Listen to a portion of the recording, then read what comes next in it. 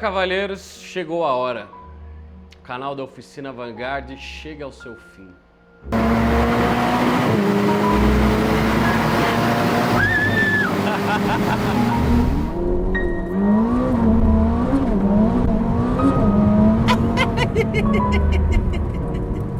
Então o F154 é o principal motor da Ferrari hoje, segue aquele conceito de o mesmo até os seus 3,5, 4, tem um ronco de qualquer carro 4 cilindros.